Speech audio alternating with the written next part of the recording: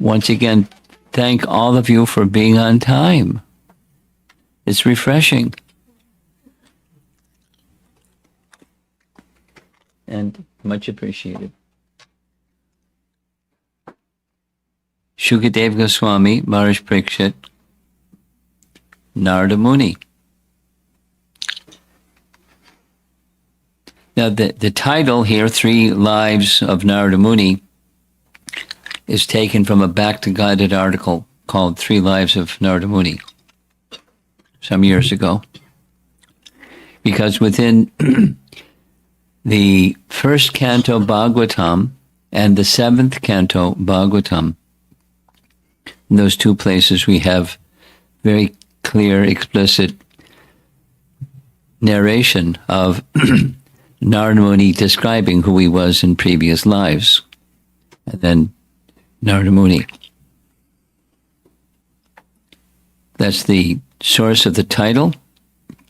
And we're going to begin in a discussion where Narada Muni is speaking and Yudhishthira Maharaj is at his feet. Krishna is obviously in the assembly as well.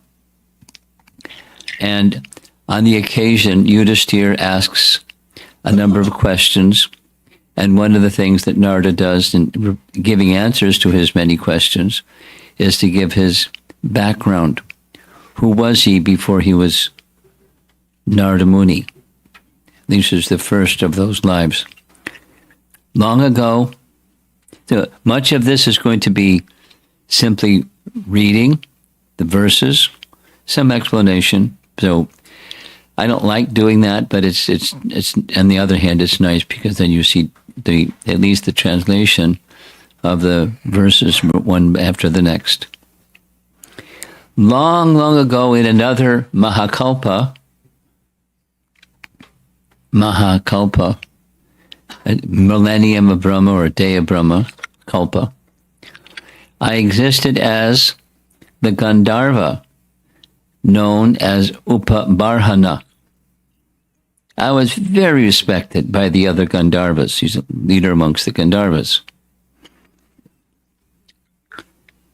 At the same time, because he was respected and he was beautiful and good singing, and he was a little proud. I had a beautiful face and a pleasing and attractive bodily structure. Decorated with flower garlands and sandalwood with pulp, I was most pleasing to the women of my city. Thus I was bewildered and always feeling lusty desires that got him into trouble, pride and lust. He'll do it every time. Once there was a Sankirtan festival to glorify the Supreme Lord in an assembly of the demigods. And the Gandharvas and Apsaras were invited by the Prajapatis to take part in it. So this is important. The Prajapatis and the demigods conducting this big festival was the glorification of the Supreme Lord. So we don't just have Sankirtan festivals here. They have Namayagyas in the heavenly kingdom too. So there was a Namayagya, or a festival glorifying the Supreme Lord. Being invited to that festival, I also joined, and surrounded by women, I began musically singing the glories of the demigods. Because of this, the Prajapatis, the great demigods in charge of the affairs of the universe, forcefully cursed me with these words: because you have committed an offense, may you immediately become a Shudra, devoid of beauty. So that's what happened. He was cursed, and although I took birth as a Shudra from the womb of a maidservant, I engaged in the service of Vaishnavas, who were well versed in Vedic knowledge. Consequently, in this life, so that was the first of his 3 lives. In this life, I got the opportunity to take birth as the son of Lord Brahma.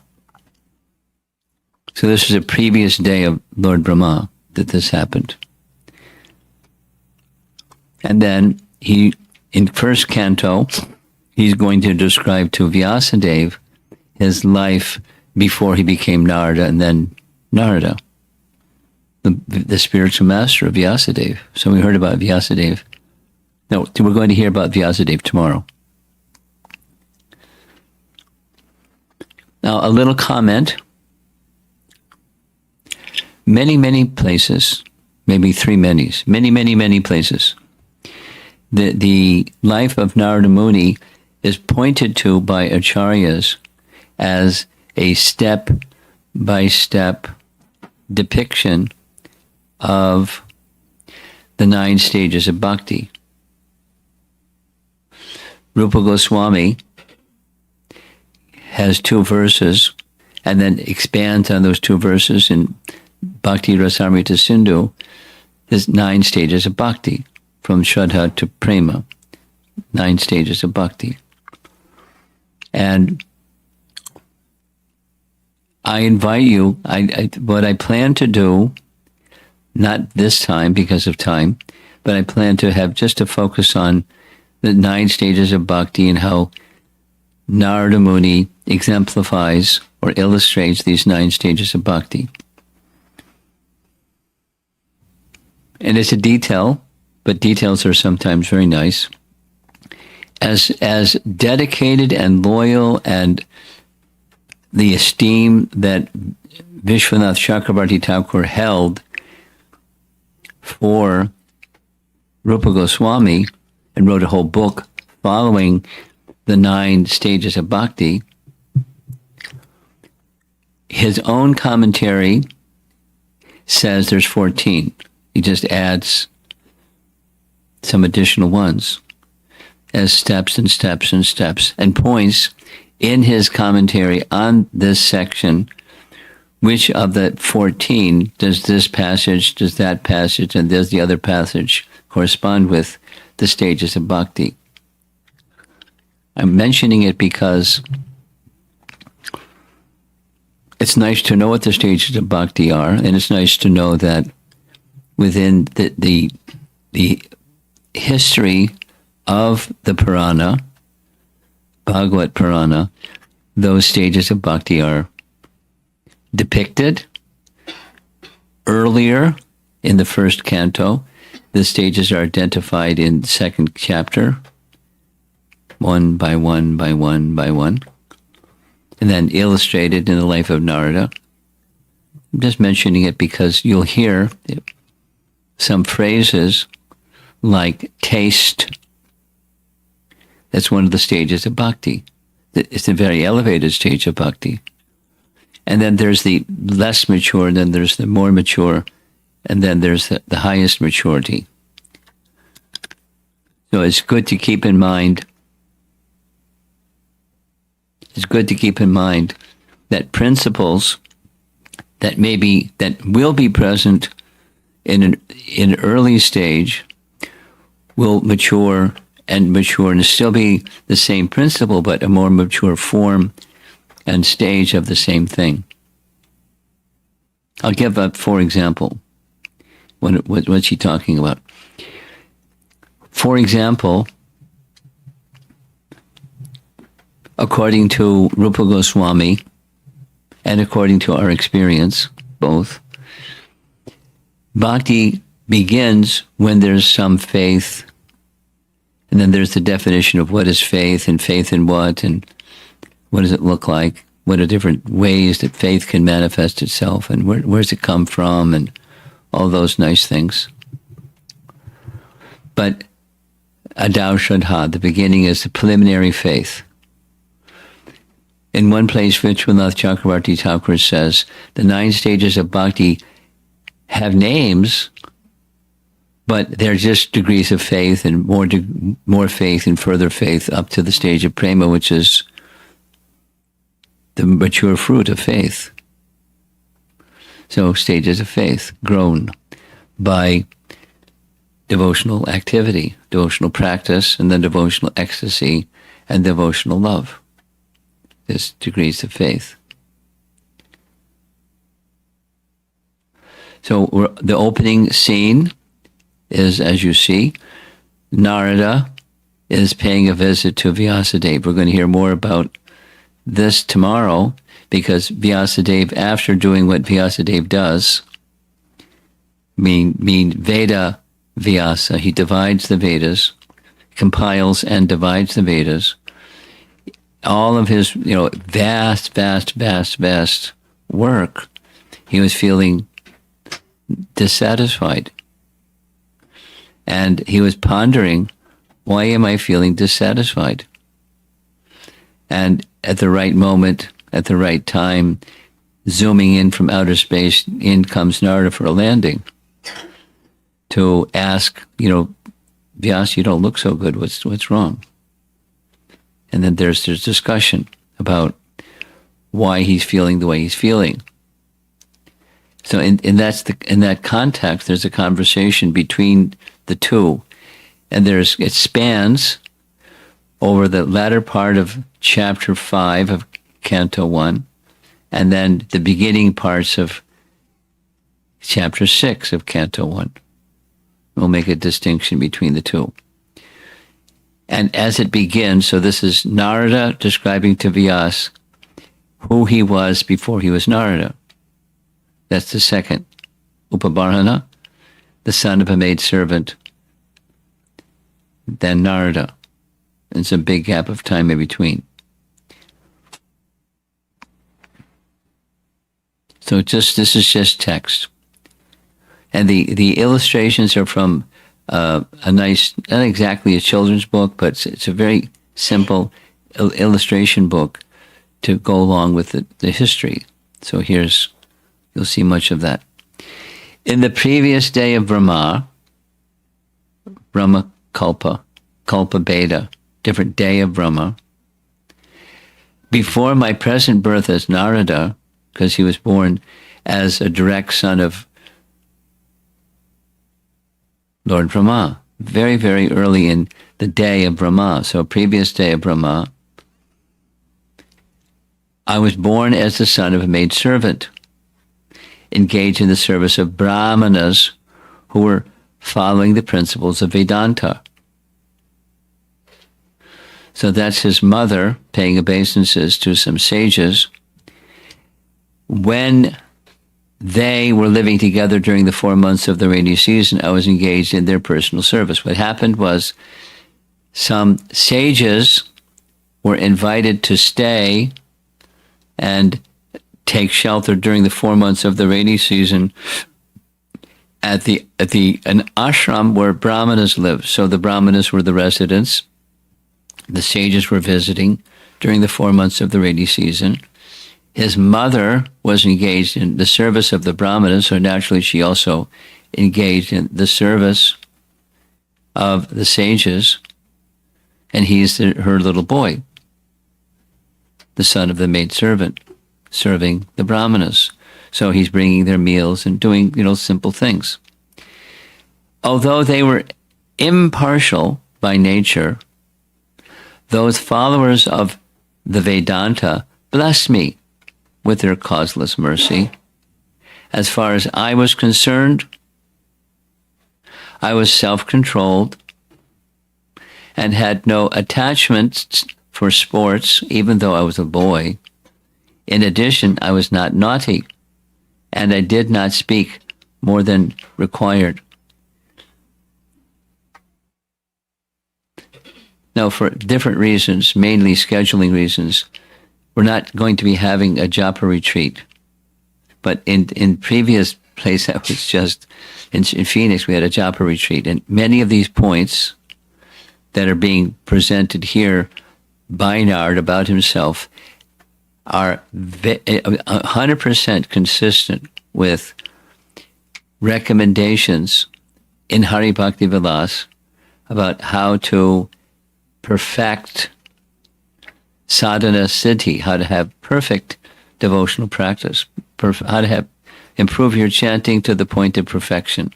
Wouldn't that be nice? I see some heads. Maybe you're just agreeing because I'm going like this.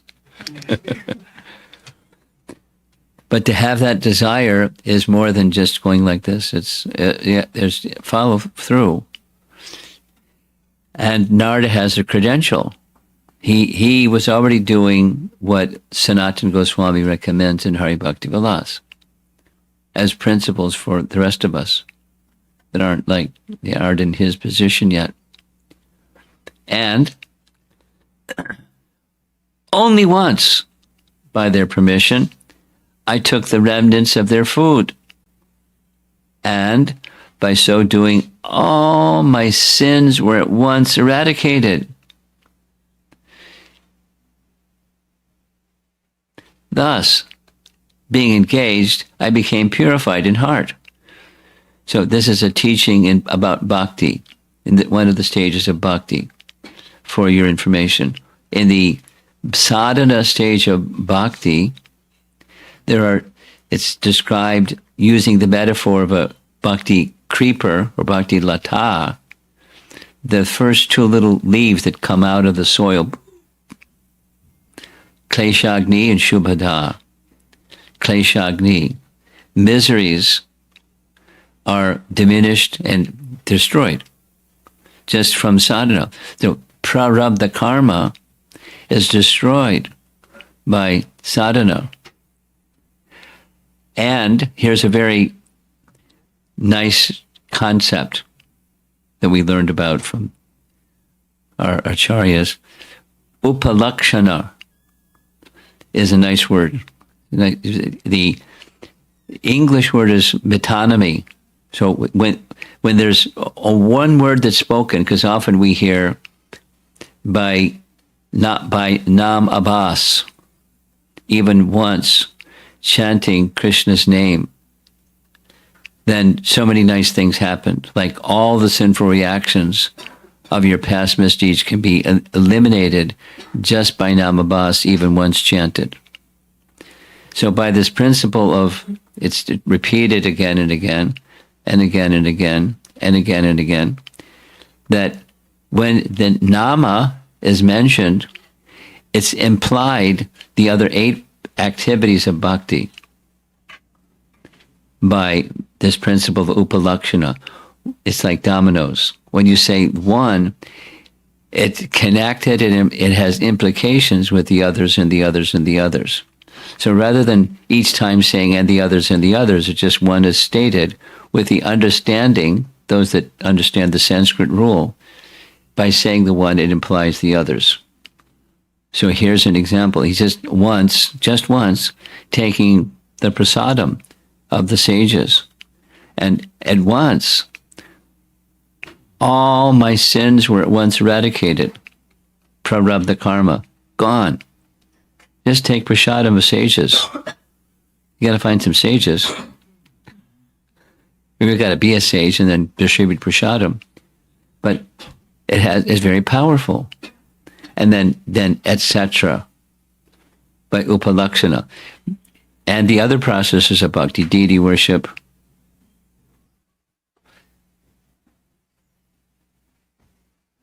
I'm going to tell a story. I heard a story on the way over here about Krishna consciousness. So here's a story about Krishna consciousness. Many years ago, there was a phenomena in the Hare Krishna movement called the Radha Damodar bus party. Maybe you've read about it. Maybe you even heard about it. It doesn't exist any longer because Radha Damodar are now on the altar at the Gitanagari farm. But they're the same very, very, very merciful Radha Damodar. So how it started was Prabhupada inspiring in a period of the Hare Krishna explosion era. Vishnu Jan Swami he loved kirtan. And when he sang, people danced. They didn't even know necessarily what's going on, but just hearing his singing, people started dancing.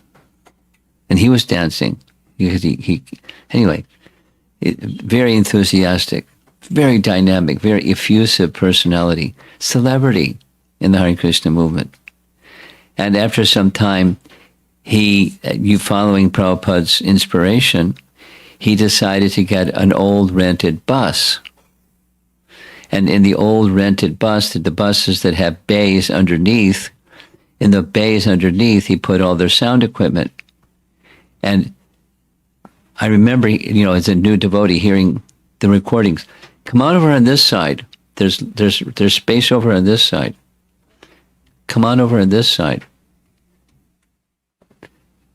Very good. You can sit back in the balcony seat if you want. That's okay too. Those that are in the room, we'll do a little pause, little traffic control. Please move forward, because for some reason or another, some people don't come on time. And they need a place to sit. And you're all very kind devotees.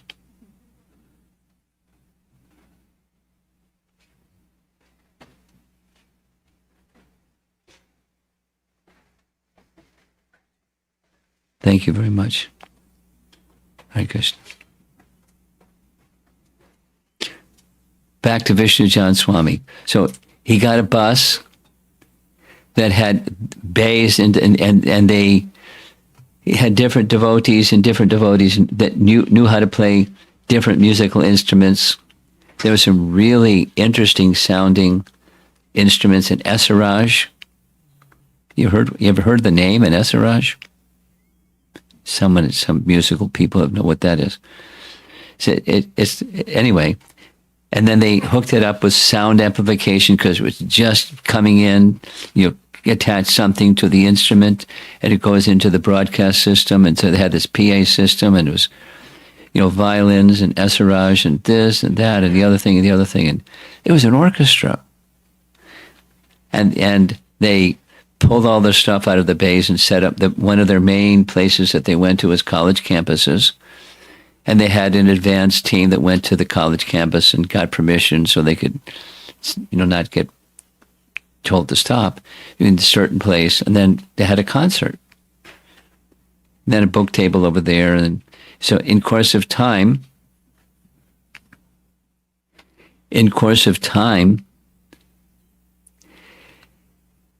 Vishnu Jan Swami asked Prabhupada, can we have deities? And Prabhupada said yes. So he got Radha Damodar deities, and Radha Damodar are about that tall. They weren't like, little chota brass deities, very tall, on the bus. And he worshipped, and he had a pujari team on the bus, and they traveled all around the country. And it was a phenomenon. Very popular. And once upon a time, they came to New York. And I was living in New York at the time. And they wanted to go to Harlem. Ooh, we go to Harlem with the Radha Damodar bus party. And it's the first time that I had seen Radha Damodar. And it was really interesting. Went to 125th Street, which is like dangerous territory in Manhattan, and brought out the palanquin, little palanquin. So, people were walking by, they were looking down at the deity, and deity they're smiling, playing Krishna Damodar, playing his flute. And who knows what people thought. But they got the benefit, even once. So an indelible impression has been made on many, many, many people. They were acting like Gauratai, but they were in the form of Radha Krishna. That's all of that is just from this little slide here, where even just once, all the sins were eradicated. Thus being engaged, they became purified in heart. That's how Bhakti had the power that Bhakti has. Now, he was a special little boy, for the reasons mentioned from the previous slides, but he greatly benefited. And at that time, the very nature of the transcendentalist became attractive to me. Now, he was not unattracted before, but particularly attracted. So it's escalating. His respect and his looking up to and appreciating these personalities is growing, taking their prasadam. And then they allowed him, because he was this little boy that didn't babble too much, and he would sit and very attracted to hearing. Oh, Vyasadeva, in that association, and by the mercy of those great Vedantists, I could hear them describe the attractive activities of Lord Krishna. Thus, listening attentively. These are principles in the process of advancing in Krishna Bhakti. For those of you that came a little late, I'll say something that the others already heard. Our acharyas point to this section of the Bhagavatam, Narada's narration of how he progressed from 0 to 90, and then 100, in one lifetime. It's all depicted step by step. The stages of bhakti are illustrated by Narada about his bhakti experience. He's a little boy, but he's hearing the pastimes of Krishna from these elevated people who have given him their mercy and given him their prasadam. Thus, listening attentively, my taste. Notice the word taste. It's one of the stages of bhakti. For hearing of the personality of Godhead increased at every step. He's becoming advanced little boy. Oh, great sage, that's Vyas. As soon as I got a taste for the personality of Godhead, my attention to hear of the Lord was unflinching. What does that tell you? The anishta and ruchi and asakti is being described. And as my taste developed, I could realize that it was only in subtle coverings, for both the Lord and I are transcendental. Little boy with these amazing realizations.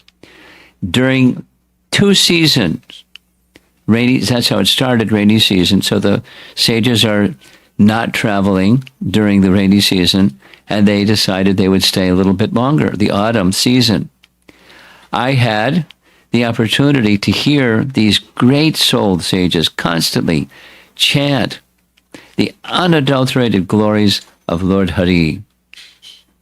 As the flow of my devotional service began, the coverings of the modes of passion and ignorance vanished. Here's a quiz question for those of you that like reading Srimad Bhagavatam. And I know many of you like reading Srimad Bhagavatam. So many of you will know the answer to the question. You probably know the question even before I ask the question. Raise your hand if you know the answer. What's the verse from Canto 1, Chapter 2 that speaks what this is saying? 1 hand, 2 hands. Paramakruna, come on.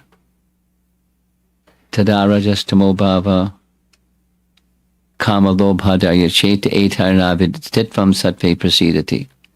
The modes of ignorance and passion, tada rajas tamo bhava kama lobhadaya. So accompanying the modes, lower modes, kama and lobha, lust and greediness, are corollary factors or byproducts of those lower modes of nature. So those types of desires and the modes that impel or inspire those types of desires were gone. The modes of passion and ignorance vanished. Stitvam sattve prasidati. He became situated in goodness. I was very much attached to those sages. I was gentle in behavior, and all my sins were eradicated in their service. a teaching of Bhakti. It's one of the one of the 4 most important activities in Bhakti, engaging, serving the Vaishnavas. So anyway, in my heart, I had strong faith in them. So it started with faith, and now it's stronger and stronger and stronger. I had subjugated. There she is. Haribol. I had subjugated the senses, and I was strictly following them with body and mind. There's a nice BBT painting. As they were leaving, those Bhakti Vedantas, who are very kind to poor-hearted souls, instructed me in the most confidential subject, which is instructed by the personality of Godhead himself. So who has the Bhagavad Gita answer to this? What's the most confidential knowledge? Raise your hand. Most confidential knowledge. Raise your hand. I see 2 hands in the back. Yeah.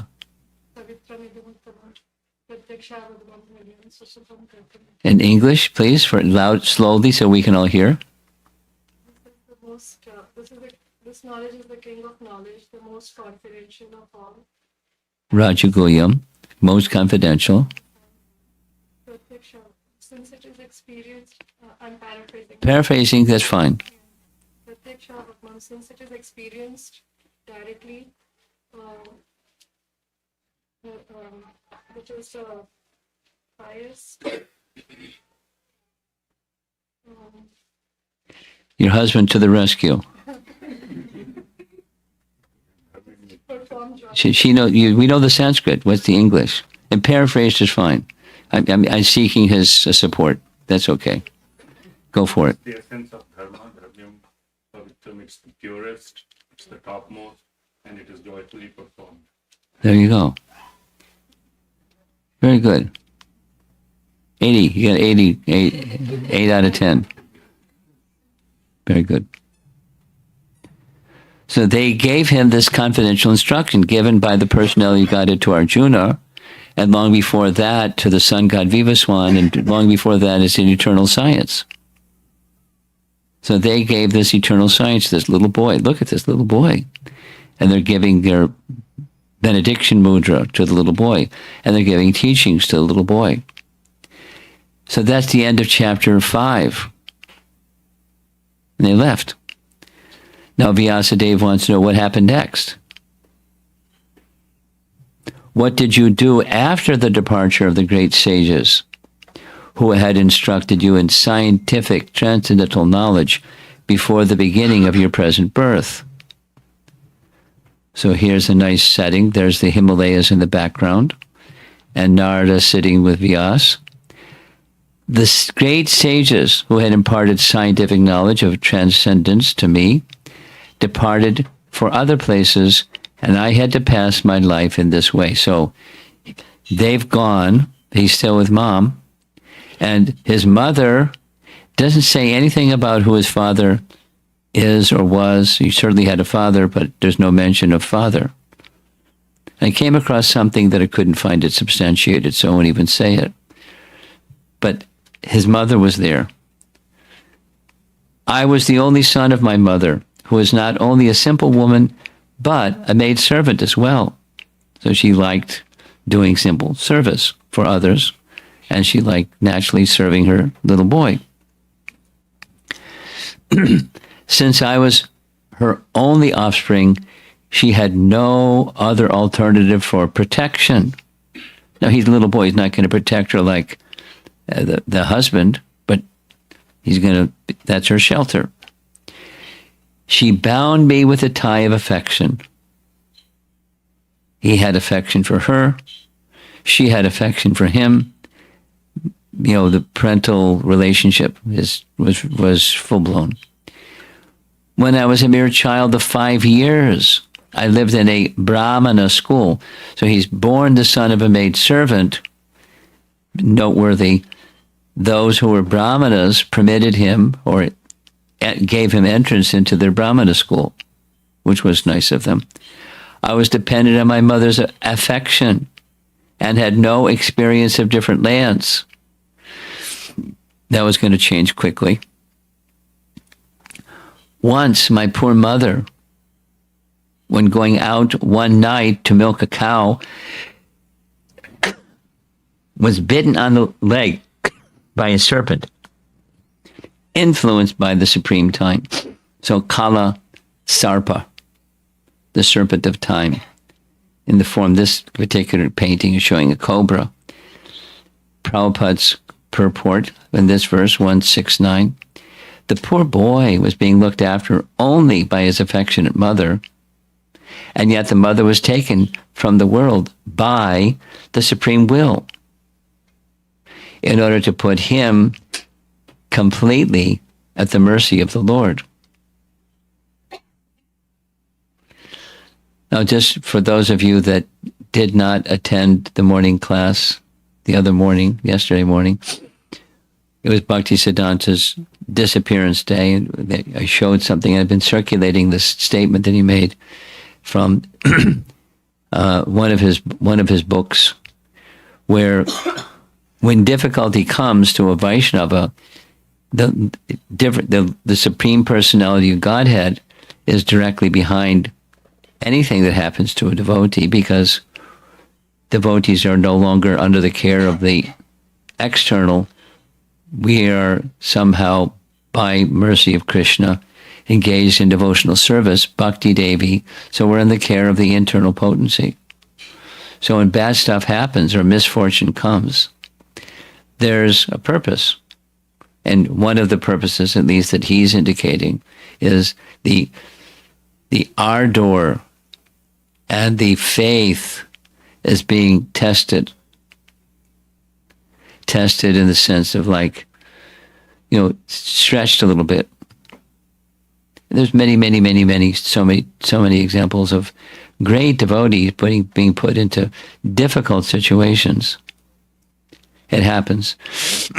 Even with great devotees, without naming the names, it happens. Difficult situations.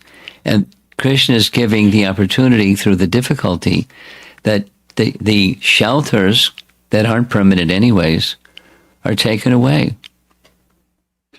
And sometimes abruptly, like this case, his mother just died. I took this as the special mercy of the Lord. Little boy, thinking, there's my dead mother lying on the ground, who always desires, the Lord always desires benedictions for his devotees, and so thinking, I started for the north. Now, the north means Himalayas, right? After my departure, I passed through many flourishing metropolises, towns, villages, animal farms, mines, agricultural lands, valleys, flower gardens, nursery gardens, and natural forests. He became a worldly little boy. I then passed alone through many forests of rushes, bamboo, reeds, sharp grass, weeds, and caves, which were very difficult to go through alone. I visited deep, dark, and dangerously fearful forests, which were the playgrounds of snakes, owls, and jackals. Enough of that. Could get you dizzy looking at that picture. Thus traveling, I felt tired, both bodily and mentally, and I was both thirsty and hungry. He didn't like, Mama's going to prepare us prasadam, kijai. It wasn't there anymore. She wasn't there anymore. So what did he eat? Whatever was there, dry leaves, water from the rivers. Little boy. So I took a bath in a river, lake, and also drank water. By contacting water, I got relief from my exhaustion. And then, after that, under the shadow of a banyan tree, in an uninhabited forest, I began to meditate upon the super soul situated within, using my intelligence as I learned from liberated souls. So he's going more deeply into the stages of bhakti. Besides detachment, it's now purposeful attachment, which is one of the stages of bhakti.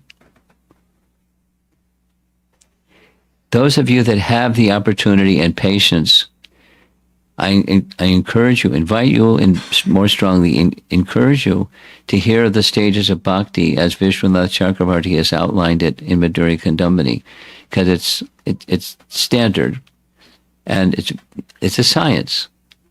So what he's describing, having just done this seminar and prepared vigorously for the seminar and then delivered the seminar, it's just connect the dots.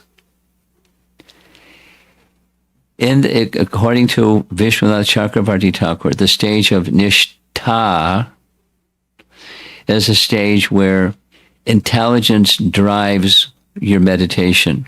The mind is, when things are in proper order, things are often not in proper order. When things are in proper order, the intelligence gives direction to the mind.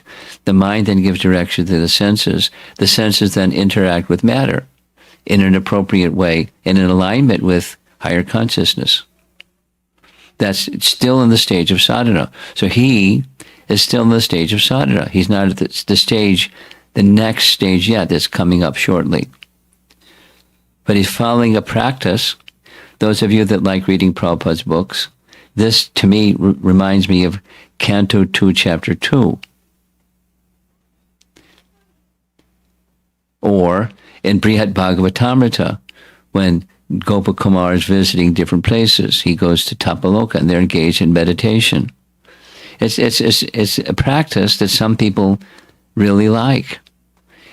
I mean, for various reasons why they like it. It's mode of goodness, they like it. So it's a sense of happiness. And there's the object of the personality of Godhead becomes where their focus goes, directed by the intelligence, directing the mind, and then the senses, etc. Hundreds of times, yoga indriya samyama. Yoga indriya samyama. Yoga means controlling the mind and senses. Say it again. Yoga means controlling the mind and senses. Yoga indriyas. So that which doesn't control the mind and senses isn't yoga. Yoga means controlling the mind and senses. And how do you control the mind and senses? Give it a higher taste. If you don't give it a higher taste, you're not going to control the mind and senses. You can do some cosmetic work, and for a while it kind of looks nice. Maybe even feels a little better than passionate ignorance, but it doesn't stick because there has to be a higher taste. When the higher taste is what he's about to do. As soon as I began to meditate upon the lotus feet of the personality of Godhead with my mind transformed in transcendental love, tears rolled down from my eyes. This is the bhava stage. And without delay, the personality of Sri Krishna appeared on the lotus of my heart. Now, that's not likely to happen to any of us, but it happened to the maidservant's son. He's describing his previous life, which is a previous day of Brahma. So he has a good memory, previous day of Brahma. Oh, Vyasadeva, at that time being exceedingly overpowered by feelings of happiness, there's symptoms of the bhava stage, overwhelmed exceedingly overpowered by feelings of happiness. Every part of my body became separately enlivened. Being absorbed in an ocean of ecstasy, I could see neither myself nor the Lord. And then something happened. The transcendental form of the Lord as it is satisfies the mind's desires and at once erased all mental incongruities. He's like squeaky clean. There are stages of purification. This question came up in our morning class. Upon losing that form, I suddenly got up, being perturbed, as is usual when one loses that which is desirable. So now it's feelings of separation. After meeting, sankalpa, vikalpa, sambhoga, vipralamba. I desire to see again that transcendental form of the Lord, but despite my attempts to concentrate upon the heart with eagerness to view the form again, I could not see him anywhere anymore. Thus, dissatisfied, I was very much aggrieved. So feelings of separation. This is where Vishwanath adds some extra items out of the 9 into what's being described here. Seeing my attempts in that lonely place, mercy, parishrama and kripa, effort and mercy. The personality of Godhead, who is transcendental to all mundane description, spoke to me with gravity and pleasing words, just to mitigate my grief. We couldn't see him anymore, but he could hear him. And who knows what that resonating sound was like, but he heard it. Oh, Narada. This is Lord Vishnu speaking to Narada. I regret that during this lifetime you will not be able to see me anymore. Those who are incomplete in service and who are not completely free from all material taints can hardly see me. So how could he see? Because then it's being explained. Even he wasn't qualified, he showed himself anyways. There's a Sanskrit phrase that's described in Madhurya Kandamini called spurti. Spurti. It means poof, suddenly the Lord appears and poof, he disappears. And it's not teasing, it's mercy giving. Oh, virtuous one, this is Vishnu speaking to the maidservant, son. You have only once seen seen my person, and this is just to increase your desire for me, because the more you hanker for me, the more you'll be freed from all material desires. So he's not squeaky clean yet. He still has some residual, and that's also confirmed in Madhurya Kandamini, and there's charts and charts and charts describing all of this. But he's almost there, but not fully there. That the Lord is confirming. You're not fully qualified yet, but I showed myself to encourage you. Not only encourage you, you'll be searching like Maharaj Pariksit, like our discussion yesterday. He was searching. Where is he? Is he here? Is he here? Is he here? Because what he saw, what he experienced was so wonderful. He wanted that experience again and again. He couldn't forget it. By service of the absolute truth, even for a few days, a devotee attains firm and fixed intelligence in me, meaning what becomes not just regulative, it becomes spontaneous. That's another detail about different types of bhakti. Consequently, he goes on to become my associate in the transcendental world after giving up the present deplorable material worlds. This is this disembodied voice speaking to him. It's a little bit different than the disembodied voice that Kamsa heard. Kamsa, you are such a fool! The eighth child of Devaki has already taken birth and will kill you. Little different voice. And then that supreme authority personified by sound and unseen by eyes, but most wonderful stop speaking, feeling a sense of gratitude. I offered my obeisances unto him, bowing my head. Now you see that little icon in the corner that's supposed to be a thunder, but it's not thundering. Let's see if we get it to thunder.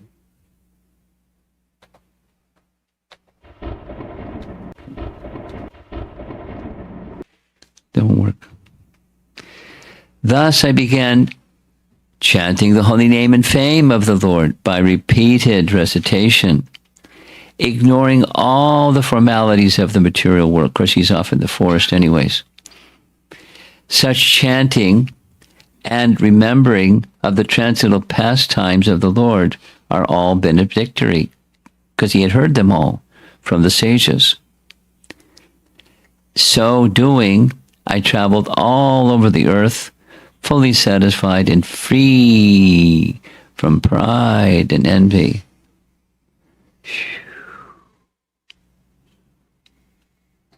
Very beneficial stage.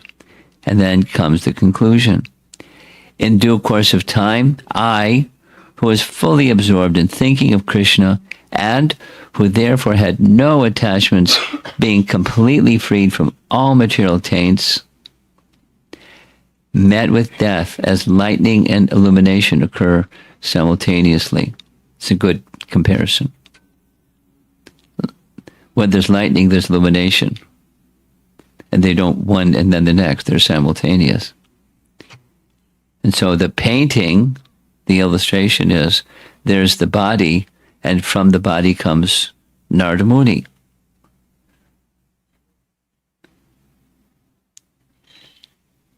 And the chapter has 2 more verses.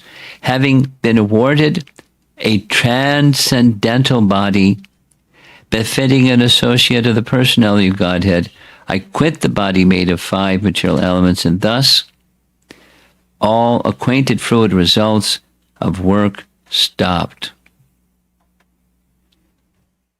And at the end of the millennium, that means the day of Brahma, when the personality of Godhead, Lord Narayana, lay down within the water of devastation, Brahma began to enter into him, along with the creative elements.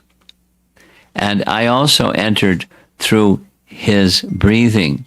So this tells us about the process of creation, which comes again in Canto 2 and again in Canto 3. And we were just getting a smidgen here, or a hint. But all the living entities and the elements enter within the body of Vishnu. And then, after 4,300,000,000 solar years,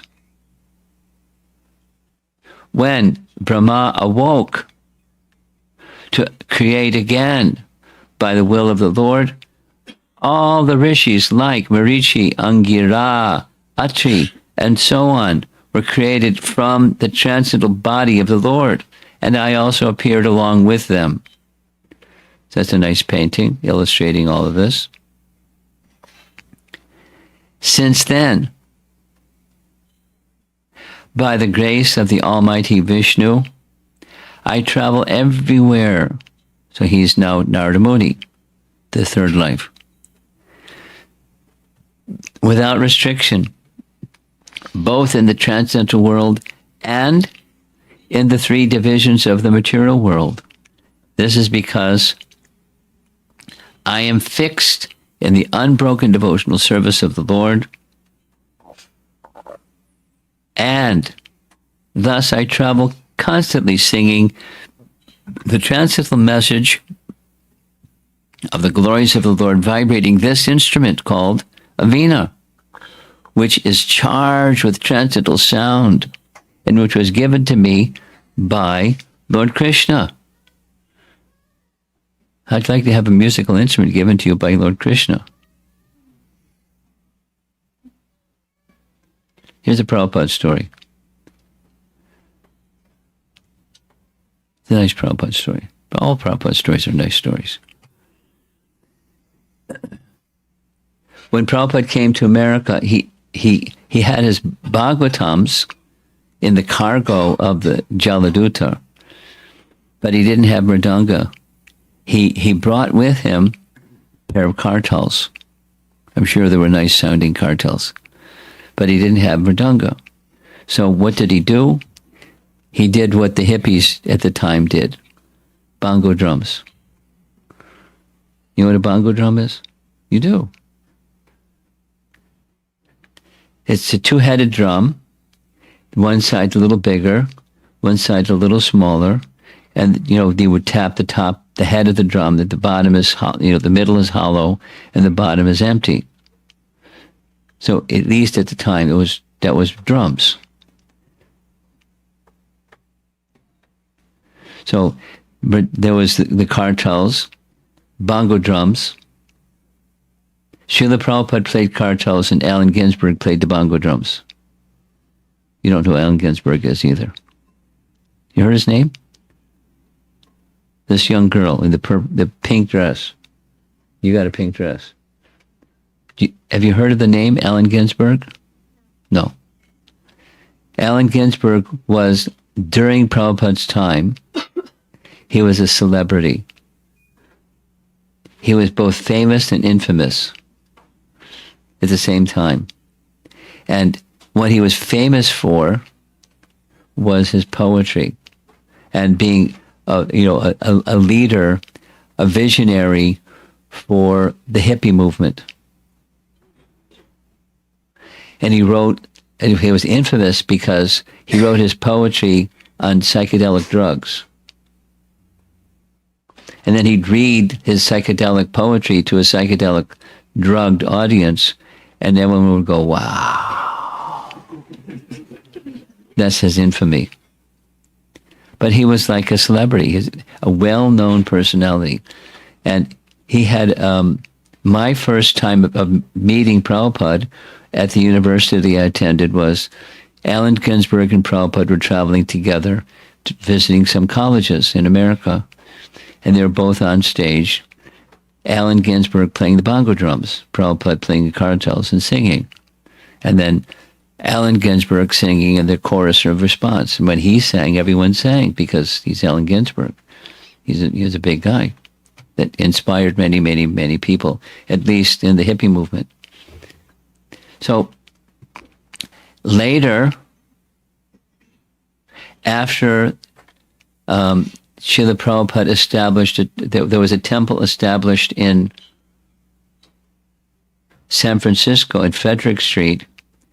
The devotees had arranged, before Prabhupada came there, they had arranged a concert in the Millard Fillmore Room in a big hall and a big splash, and without naming that, Janis Joplin and the Grateful Dead and Moby Grape and all these names that were big bands at the time, and Prabhupada.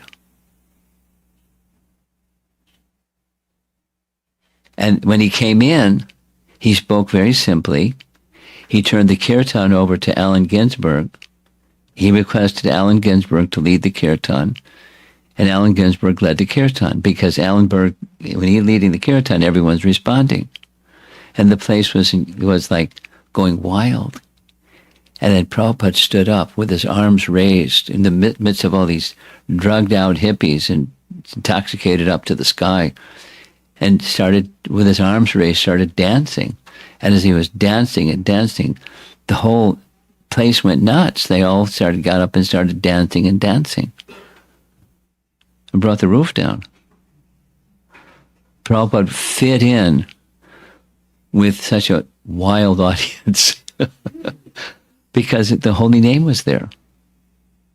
And, somebody by his side, Allen Ginsberg, who liked the holy name. He more than liked Prabhupada, he loved Prabhupada. He came all the way because his home was in New York, all the way to San Francisco just to take part in this function, to be with Prabhupada. His love for Prabhupada helped many people start to take seriously who Prabhupada was and what he had to offer. The beginnings of the Hare Krishna movement was very interesting beginnings. And then kaboom, it just spread all over the place.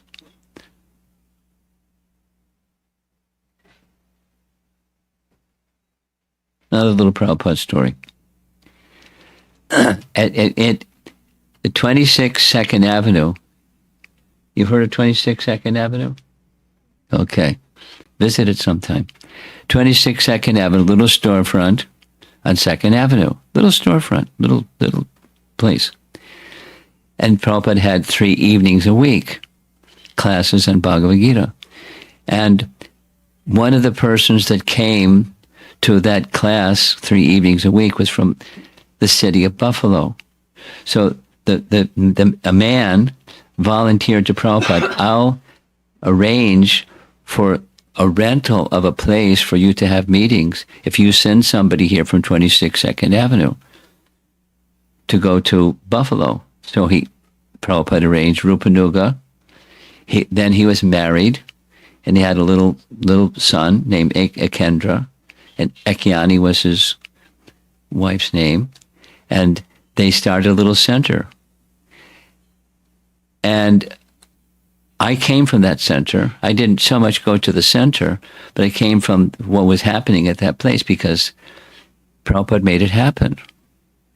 And just sharing, recently, it kind of like the Radha Damodar bus party kind of faded. The deities weren't on the bus anymore. They're on the altar in Gita Nagari. So that little preaching center that was at the State University of New York at Buffalo kind of went away. So there's somebody there now, Rishikesh something, who wants to start a center in Buffalo. So I got real excited and said, I'm going to find out. So I found out there's like name 26 people that some of the people that are still around, remember, were from that place. And I'll send you the list. You circulate it.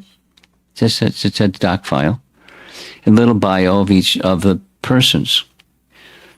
So from that place, Jagadish was then sent to Montreal and became the temple president in Montreal and Toronto. And Lakshmi Moni married Jagadish, and off they went. She came from there also. Bhagavan and his wife came from that place. And then he went off and became the GBC in much of Europe. Prahladananda Swami, Gunagrahi Goswami, Tejas, who went off to India and became like a very important person in India. Narottam-Ananda, who started a preaching center in Indianapolis. And and on and on. There's it's a long list of people that did amazing things just out of that little place. And little place came just from this kaboom thing that happened. Prabhupada started a little something, and then people came. It was a very dynamic time, very unusual, exponentially powerful. My understanding is that Prabhupada said, my Guru Maharaj has sent me so many persons to assist me. Krishna sent so many persons to assist him, and very capable persons. Very, very capable persons from not just that was my little sphere, but all over the world. Kaboom. With a missionary spirit. You guys okay? Okay, good. You're paying attention, I know. Okay, so here we go. We're almost done with this chapter. Here is Prabhupada's purport for this verse. The musical stringed instrument, this is Prabhupada's purport, called the Veena, which was handed to Narada by Lord Sri Krishna, is described in the Linga Purana. And this is confirmed by Srila Jiva Goswami. This transcendental instrument is identical with Lord Sri Krishna and Narada. Because all of them, that's the instrument,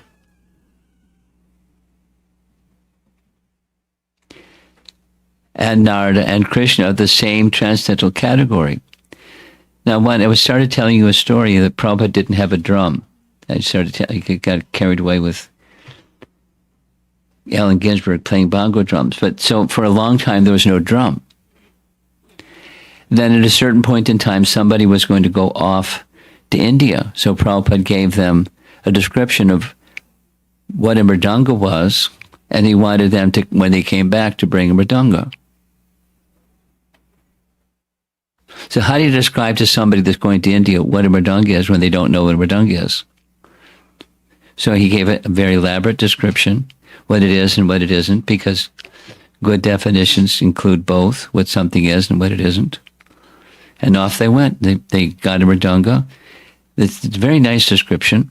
As soon as the mridanga came, Prabhupada stopped, paid his obeisances to the mridanga,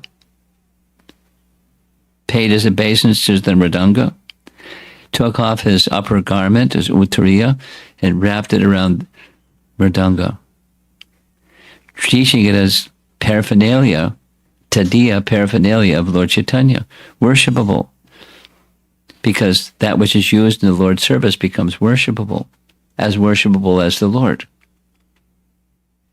Just like on your altars at home. You have a bell, and you have an incense holder, and you have a conch shell, and you have things. Chamara and peacock fan. That's all paraphernalia, tadiya. And it's worshipable. It's as worshipable as the deity, as worshipable as the name, as worshipable as the Bhagavatam, as worshipable as the personality of Godhead. So that's what's being said here. The veena given to Narada that he uses for singing the glories of the Lord, etc., is as worshipable as the personality of Godhead. He, Narada, is a bearer of the Lord's Bhakti Shakti. He, Narada, is described in scriptures as a Shakti Avesha avatar. Shakti Avesha avatar. He's bearing the Lord's Bhakti Shakti and distributing Bhakti Shakti throughout the world. The chapter ends this verse. It is personally experienced by me that those who are always full of cares and anxieties due to desiring contact of the senses with their objects can cross the ocean of nescience on a most suitable boat. The constant chanting of the transcendental activities of the personality of Godhead. This is a painting of Narada giving that gift to Mrigari the hunter. But we'll hear some more about that later. Coming episodes of personalities during first canto. In the second canto, this is a painting of the Hansa avatar. Hansa avatar is a form of the Lord where he accepted the form of a Hansa or a swan. And he, Hansa avatar, gave transcendental knowledge specifically mentioned to Lord Brahma. But here in this Canto 2, Chapter 7, hearing about incarnations of the Lord, "O Narada, you were taught about the science of God and his transcendental loving service by the personality of Godhead in his incarnation as Hansa avatar. He, Hansa avatar, was very much pleased with you due to your intense proportion of devotional service. He also explained unto you lucidly the full science of devotional service, which is especially understandable by persons who are soul surrendered unto Lord Vasudeva, the personality of Godhead." So he heard from Brahma, and Brahma heard directly from Vishnu. So Narada then became the spiritual master of Vyas. We're going to see that sequence shortly. But Hangsa avatar also is known specifically, as this painting shows. This is the lower part of the painting, giving transcendental knowledge to Lord Brahma. So Vishnu and Hangsa avatar. Garbhodakshay Vishnu and Hangsa avatar, giving knowledge to Lord Brahma. Mention is made of Narada. As you see, he's pictured here. He's visiting Krishna in Dwarka.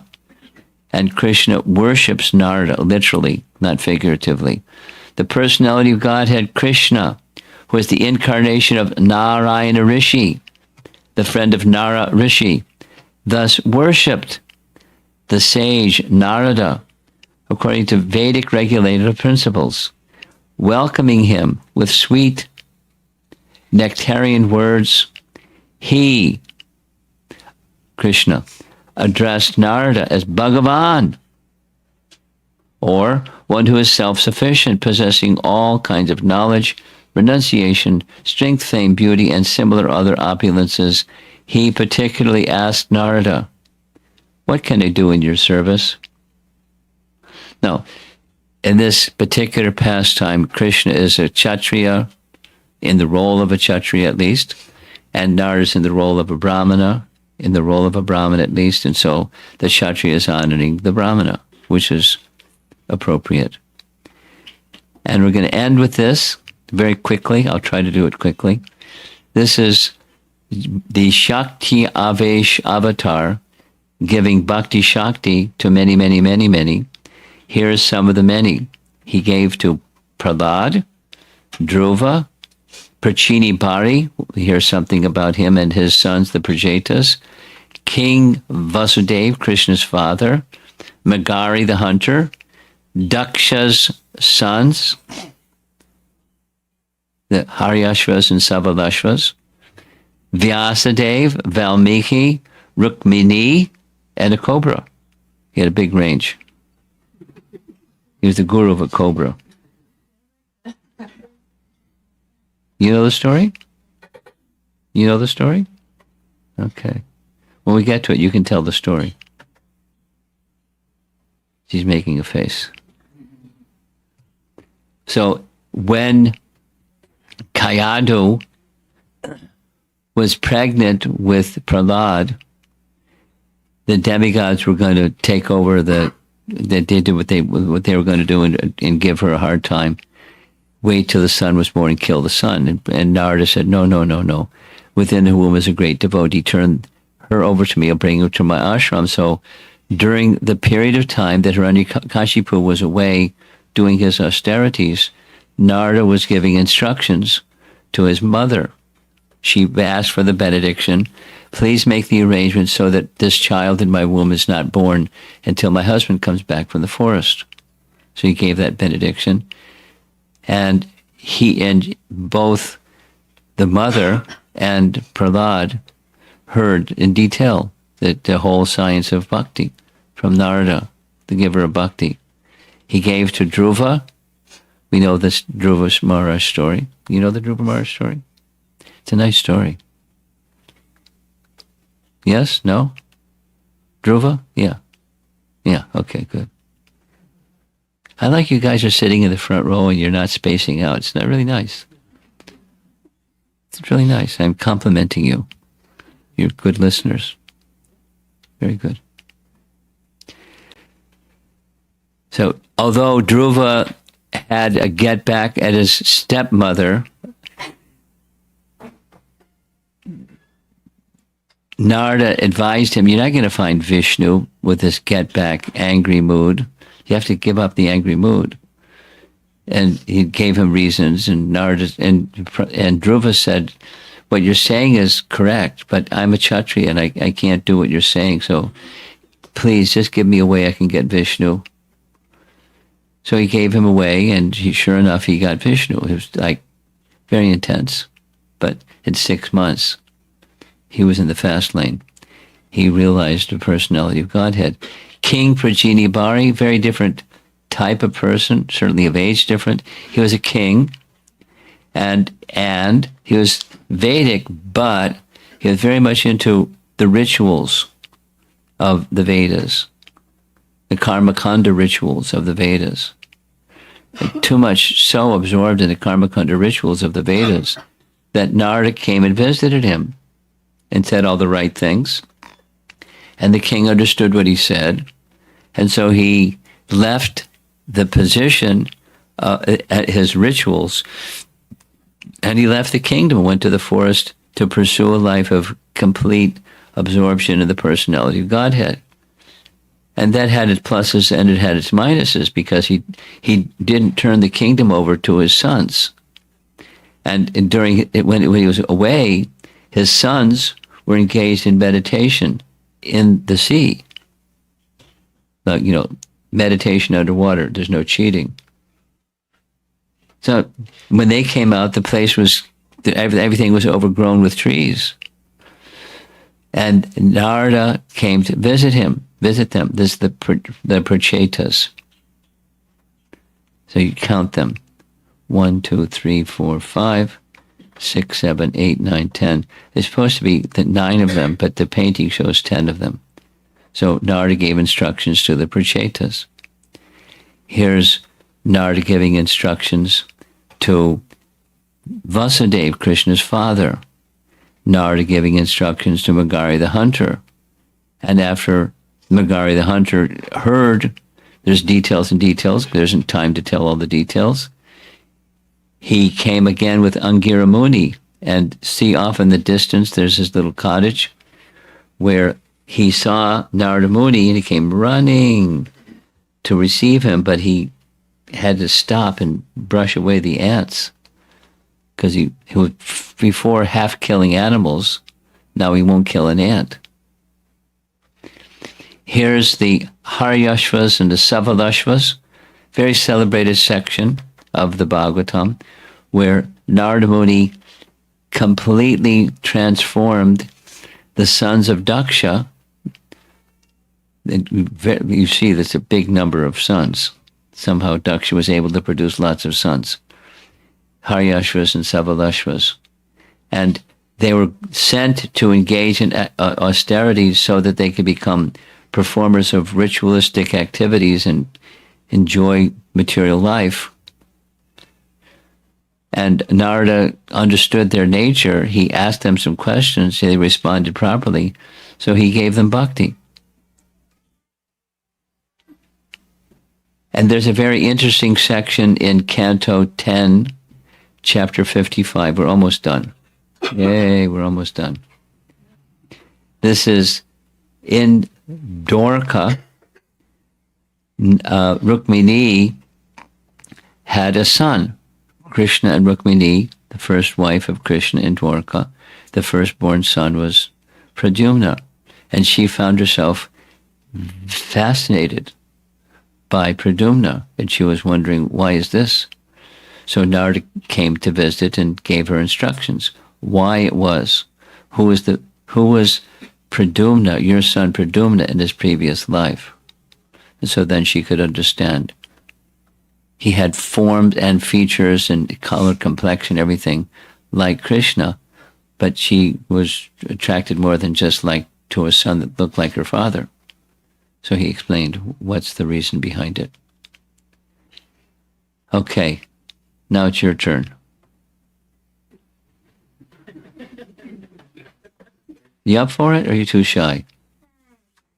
You're shy, okay. Any one of our youth that knows the story that can explain the nice story? Where's the microphone, portable microphone?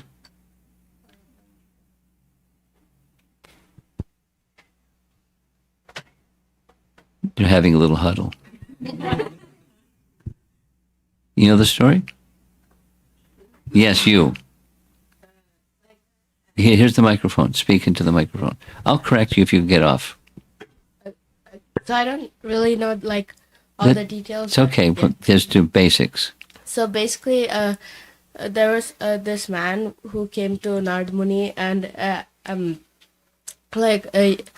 Narada Muni started instructing him on bhakti, and he was encouraging him to take up devotional service. But the man was saying that he had a lot of family problems, that he had to like earn more money and Yeah. keep his family going.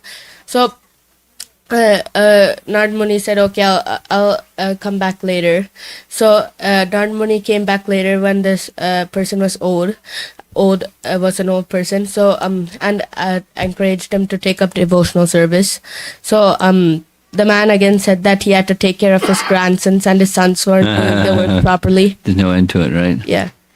And so Narada Muni said that he would come back again. And next time he came back, he didn't find the man. So he asked where the sons where the man had gone. So they said that he had passed away. So when he was going out, he saw a dog barking at him, and he recognized the dog as the man reborn as the dog. So he encouraged the dog to take up devotional service, but the dog said that he had to guard his property from since the sons didn't lock their doors. Since the grandsons didn't lock their doors. Okay, keep going. Yeah. Don't edit. Just say the story. Yeah.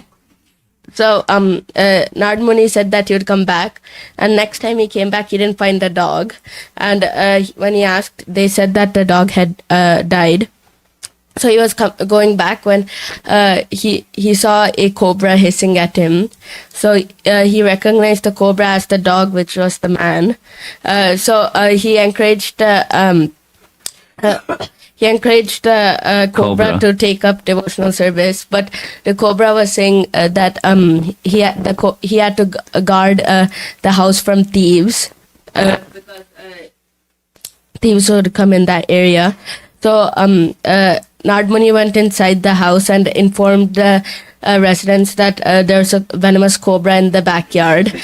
So and so the residents went and started attacking their ancestor, and which encouraged the cobra to give up all the material ties and take up devotional service. And there's more. There. Yeah, there's the punchline at the end. The cobra had a problem because he was being mild and meek, and then people were taunting him and throwing sticks and stones and stuff. And Narada said to the cobra, Oh, I don't know. You know that part? Yeah. Narada said to the cobra, I didn't say you can't show your hoods.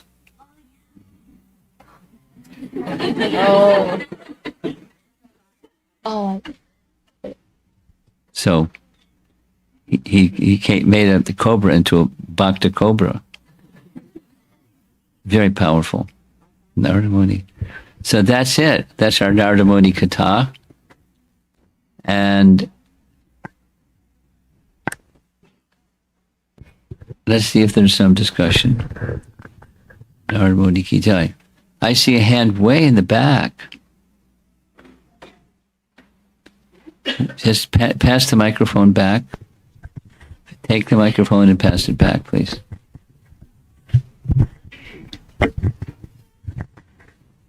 Hare Krishna Maharaj, thank you so much. I was trying to compare Dhruva Maharaj's penance, austerity and Narada Muni when he was a small boy. And we see that the Lord appeared before Dhruva Maharaj. Yes. But for Narada Muni, he just came and he disappeared. How do we understand the difference, like how the Lord reciprocated? Here, it's easy. Two things. It's easy. The Lord can appear whenever he wants to and not appear whenever he doesn't want to. It's easy. There's no rules. Are there rules of when he has to do this and he can't do that? No way. There's in Madhurya Kandamani, there's a whole discussion, Vishwanath Chakravarti Thakur, Sva Icha, Svechaya. The Lord appears when he wants to. Why does he appear? When he wants to. When does he appear? When he wants to. So why does he want to? It's up to him, whatever he wants to. That's There's no rule. There's no so there's details and details, but he can appear when he wants to and not appear when he doesn't want to. Second, in the case of the maidservant who later became Narada, he wasn't qualified, but he showed his mercy so that he become attracted to and attached to, and for the rest of his life, seek that audience and experience again. Purification through anticipation of meeting. No, he didn't have to do that, but he did that even before he was qualified. In the case of in the case of Dhruva, he had become qualified. It was a quickie relative to most of us. Most of us doesn't happen in 6 months, but the austerity he underwent was very intense. His motivation was like not a nice motivation. It was a get back motivation. I want a kingdom. So bhakti is supposed to be without jnana karma janavratam. That's not where, but he became freed from that by following the instructions of Narada and faithfully following the instructions of Narada. Intensely. This is other teaching in the bhakti process. The intensity of our effort and eagerness to receive mercy. Because effort doesn't create mercy. Sorry, Charlie, it's not what happens, not how it happens. But if one makes effort, then it's up to the Supreme Lord. He can bestow or not bestow. That's our teaching, isn't it? It's Lord Chaitanya's teaching. You can trample me, you can embrace me, you can neglect me, you can do with me whatever you like. Thank you so much, Maharaj. Okay. There's something up front. All the way up front. Keep passing it forward. Hare Krishna Maharaj, thank you so much. Maharaj, in the section where Srila Narad Muni mentions that in the previous kalpa, I got the body, like when that child's body died, and then he became. No, it wasn't a child. It was now an adult. Okay. His whole life lived in a certain way. You saw the painting. Yeah. There's an old body leaning against a wall, and from that old body leaning against the wall, Narada Muni comes out. Yeah. So your question is, how'd that happen? No. So my question is, does it mention, and then Narad Muni says that when the everything, like when the Brahma's day ended, after Brahma day started again, then everything came up, and then I also appeared. So does it said anywhere, like did Narad Muni, when the Brahma day ended, every living entities, they become sleeping, Yes. right? Does it mention that did Narad Muni went to the Vaikuntha planet and from No, there? it doesn't say that. It doesn't say that. It says he entered along with Lord Brahma and all the elements. And that's what it mentions specifically. So don't read into it something that's not there. Yeah. Just take what's there. So that's what I was trying to understand. Srila Prabhupada says that once you get liberated, you don't come to this material But world. what does that mean? What was he in the material world, or was he in transcendental realm? Because going back to Godhead mean you get in a vimana and zoom, and you're in another realm. Or going back to Godhead means your consciousness is transcendental wherever you are. It can be either. The Lord can do whatever He wants, and He can send a vimana, or He can keep you here. Whatever He wants. Okay, thank you. Okay, Maharaj, thank you so much. Hare Krishna Maharaj. I wanted to say sincere apologies for being late, first off. And I was actually given an instruction. I went to the temple, and Ramavana Mali Das, as on my way out, he told me to bring a garland for you. And again, please apologies for the timing. You brought a garland? Yeah, Look at that. It's from Nitai Sachinandana. Okay, fantastic. Tomorrow, okay? Put it in the refrigerator for tomorrow. Okay. Whoever's the host tomorrow, don't make a garland. It's got one. Very well. Thank What's you, the Maharaj. second thing? I mean, that was was mostly it. it. Just One thing, okay. apologizing and saying that, yes. Okay. Hare Krishna. We can maybe give it to one of these young people. Maybe. Up to you. Tomorrow. Hare Krishna. Because that's, the giver wanted something, so you do what the giver wanted. Anyone else? Back? Pass it back? Raise your hand again so they know. Hare Krishna Maharaj, thank you so much for the beautiful class. Maybe little off topic, but when Narad Muni was a small kid in this previous life and he took the remnants of prasadam, the remnants of the sages, it specifically says by their permission. It says by their permission he took the... Yes.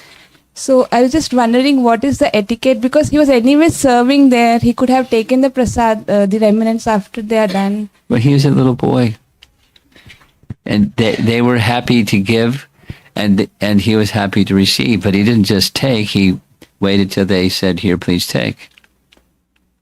It's just, so your question, what's the etiquette? Technically, you wait until it's given. Technically, that's the etiquette. However, the nature of very kind persons is they're not going to bother even if he reached onto their plate and snatched something or something like that.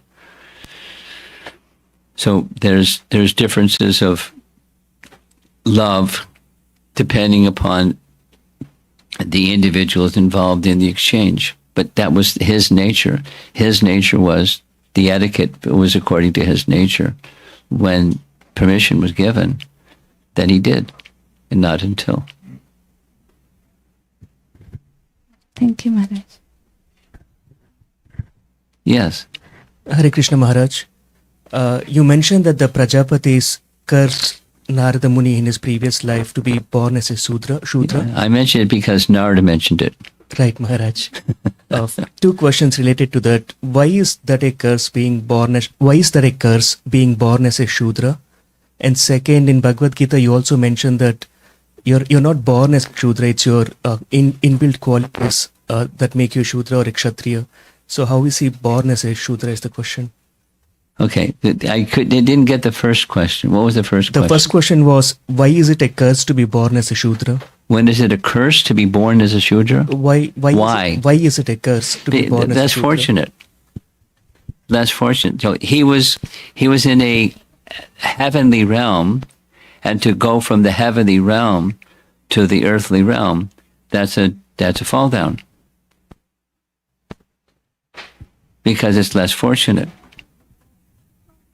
And they say the fortune in the heavenly realm is facilities for further progress. There can be also a detriment to be in the heavenly realm, because with those facilities, one could try to be the enjoyer of the facilities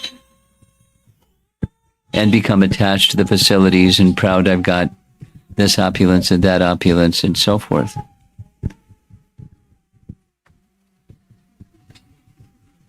Like the classic example is the two sons of Kuvera. Now the Kuvera and Manigriva, they were proud of their opulence and their unique position as intimate associates of Lord Shiva. They were proud because of the pride. They did just abominable things. They did offensive things. So that they had a consequence. So heaven can have its asset and heaven can have its detriment if pride is in the heart. But it's a fall down to lose that facility. Okay, so that's the first question. Second question. Thank you, Maharaj. The second question was, how are you born a Shudra when in Bhagavad Gita they say you can't be born in a specific caste? Well, you know the answer, but I'll remind you of what you already know. In this age of Kali, everyone is born until there's proper training and proper sanskaras.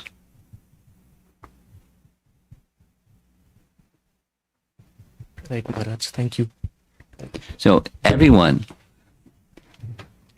is born without proper training and sanskaras. So therefore, one must become Dvija, then one is qualified. And he didn't have that facility yet. Okay? Thank you, Maharaj. Okay. Yes, over here. Oh, here we go. Hare Krishna Maharaj, thank you for the wonderful class. I have one question, like how did Narad Muni be so much into like doing it? How did he get what? So much into doing it. How like, did he get like bhakti. How did he get so into bhakti? How did it happen? Well, two things. Effort and mercy. In his previous life, who was he? Upabarhana Gandharva. Celebrity guy in the heavenly realm. And really good at singing and really beautiful and really this and that. And he lost it all. So he was very sorry. He somehow had remembrance of his previous life. Even at the next day of Brahma, he remembered this boo-boo that he made when he was a Gandharva and was proud. So he was a qualified person by his nature. And then when he had association of the Bhakti Vedantas, it sprouted. So you're a rare person.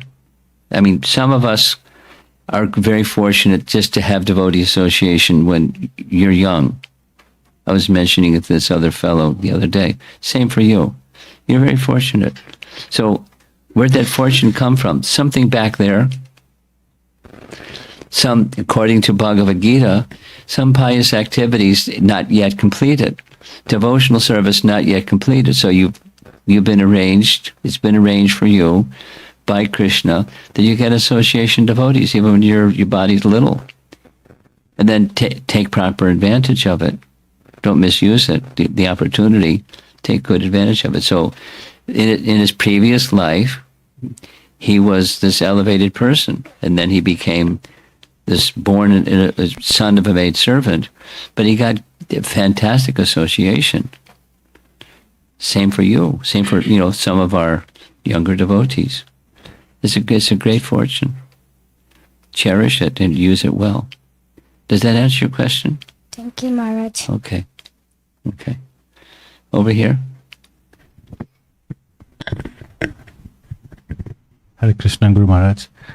I just wanted to bring up just one point that another devotee who got the mercy of Narada Muni, along with Angira Muni, was Chitraketu Maharaj. Yes, I didn't mention. The list is not complete. There were many more. Yeah, I just remembered that. So.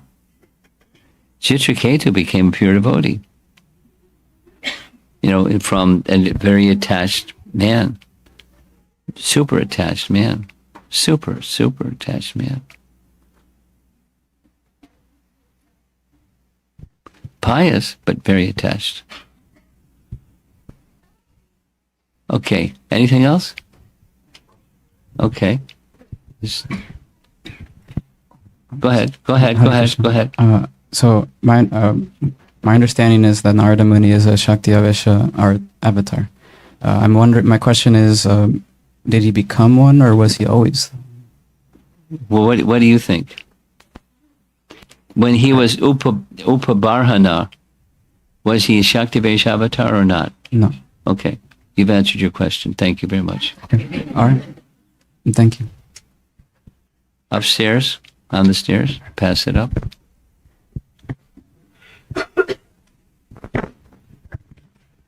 Hare Krishna Maharaj, thank you.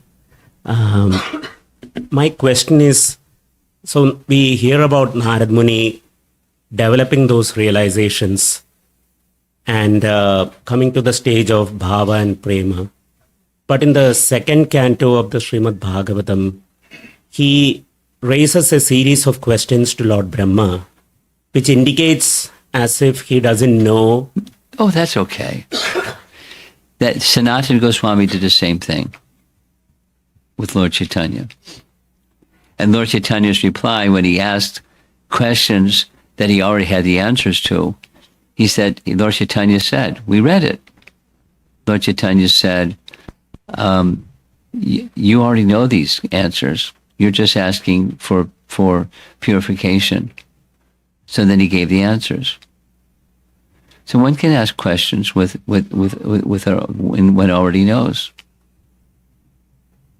There's other examples and other examples.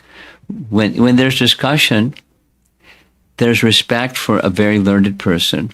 It doesn't mean that the person who's asking the learned person doesn't know anything.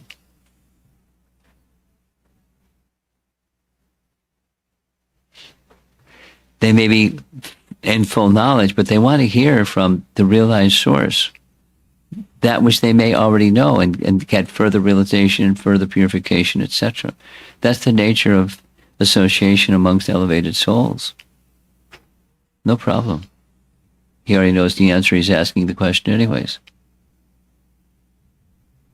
My confusion came because in the purport Srila Prabhupada writes, Narada thought Brahmaji was the supreme, but he is asking. He saw Brahmaji performing austerities and tapasya. So he is asking who is behind Brahmaji's strength, which was quite surprising to me. Yeah, this is surprising. It is surprising. And our researcher here, he doesn't have his tablet out, but he's going to have it out in 15 seconds. And he's going to research what the commentators say about this. Do you know the verse number? Second canto, chapter 5, verse 7, purport Srila Prabhupada writes there. Okay.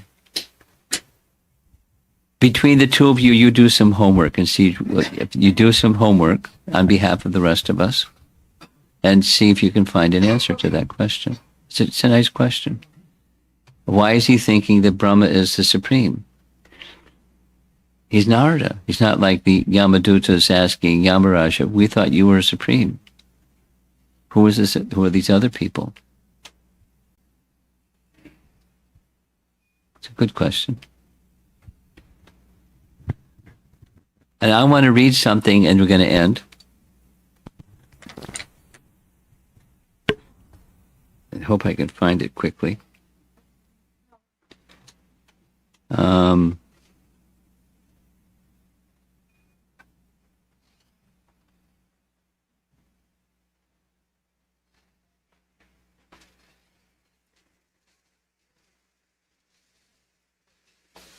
It's in a different place. It's see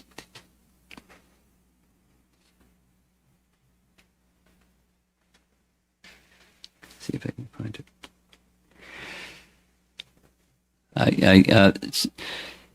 The astrologer Shamsundar from India, Prabhupada disciple Shamsundar, ACBSP.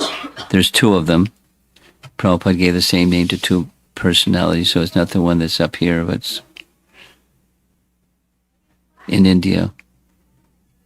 Every now and then he sends me something very interesting. So he sent me something recently, and this isn't verbatim, but essentially one of the leading sannyasis asked Bhakti Siddhanta, can you disclose to us your spiritual form? Which is a nice question. I mean, it's not necessarily an appropriate question to ask. But he answered the following way. He answered by saying that great personalities, he didn't say himself, but great personalities, and mentioned some names, Gorkishore Das Babaji and Bhaktivinoda Thakur. Those are two names he mentioned. They have their form where they appear in this world, and they have their form in the spiritual world. And the form that they manifest in this world is an eternal form. The exact language is very important, and I it's from memory because my phone isn't telling me where it is. And they have a spiritual form. He didn't say what there's the spiritual form of his father or Gorkishore was, but they have two spiritual forms. This is his indication. Both are eternal. When they appear in this world, they appear like this, And when they appear in the spiritual world, they appear like that. They have their spiritual form. Both are spiritual forms. I never heard anything like that before.